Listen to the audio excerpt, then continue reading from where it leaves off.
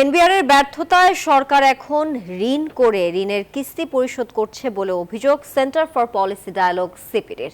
সংস্থাটির গবেষণা বলছে, কর ব্যবস্থাপনা শতভাগ ডিজিটাল করা গেলে 2030 সালে রাজস্ব আহরণ দাঁড়াতে পারে 20 লাখ কোটি টাকা। রোববার রাজধানীর একটি হোটেলে সিপিডি আয়োজিত এক সেমিনারে সরকারি এ সংস্থাকে অসহায় বলে মন্তব্য করেন ডক্টর দেবপ্রিয় ভট্টাচার্য। তবে এনবিআর চেয়ারম্যানের আক্ষেপ, রাজস্ব আহরণের চাপে এনবিআর এর সংস্কার করা যাচ্ছে না। বছর বছর বাড়ছে বাজেটের আকার। বাজেটের সেই ব্যয় মেটাতে রাজস্ব আদায়ের লক্ষ্য বড় হচ্ছে জাতীয় রাজস্ব বোর্ডের, কিন্তু বছর শেষে প্রতিবারই বড় অঙ্কের ঘাটতি থাকছে রাজস্ব আদায়ে। সিপিডির অভিযোগ, এনবিআর এর ব্যর্থতার কারণেই রাজস্ব লক্ষ্য অর্জন করা যাচ্ছে না, এর ফলে বাড়ছে সরকারের ঋণ। আমরা মিডল ইনকাম গ্রাজুয়েশন করেছি, অর্থাৎ এখন যত আমরা ঋণ নিচ্ছি এটা হাইলি কস্টলি হয়ে যাচ্ছে এই ঋণ, এবং এই ঋণ পরিষেবা আমরা দেখছি যে ক্রমান্বয়ে বাড়ছে। সপ্তম পঞ্চবার্ষিক পরিকল্পনায় আমরা টার্গেট করেছিলাম যে আমাদের রেভিনিউ জিডিপি রেশিও এটা আমরা প্রায় 14.5% কাছে নিয়ে যাব 2020 সালে।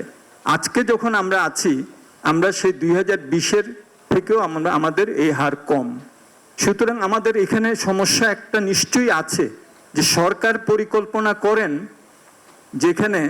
সেখানে সেই পরিকল্পনার বাস্তবায়ন যখন করা হয় তখন কিন্তু আমরা দেখি যে টার্গেট থেকে অনেক দূরে। সিপিডির গবেষণা বলছে, কর আহরণ পদ্ধতি শতভাগ ডিজিটাল করা গেলে 2030 সালে রাজস্ব আহরণ দাঁড়াতে পারে 20 লাখ কোটি টাকা। এ সময় অর্থনীতি বিশ্লেষকরা বলেন, কেবল আহরণে স্বচ্ছতা নিশ্চিত করেই কর বাড়বে না, বরং একই সঙ্গে করের টাকা ব্যয়ের ক্ষেত্রেও স্বচ্ছতা নিশ্চিত করতে হবে।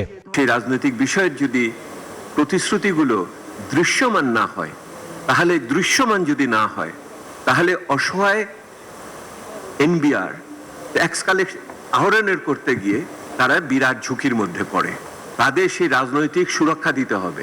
এই রাজনৈতিক সুরক্ষা দিয়ে তাদের প্রতি দৃশ্যমান সমর্থনকে প্রকাশ করতে হবে, এবং এই যে যারা আমরা এখানে উপস্থিত, মিডিয়া আছেন, আমরা গবেষক আছে, জনপ্রতিনিধিরা আছেন, তাদের সেইটার ব্যাপারে সোচ্চার হতে হবে।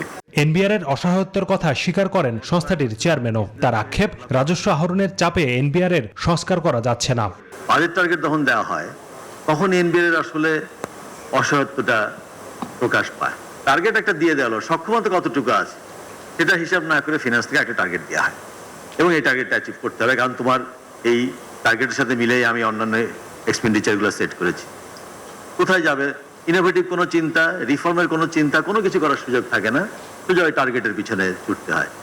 তবে অর্থ প্রতিমন্ত্রী বলছেন, রাজস্ব খাতের উন্নয়নে সরকারের সদিচ্ছার কোনো অভাব নেই।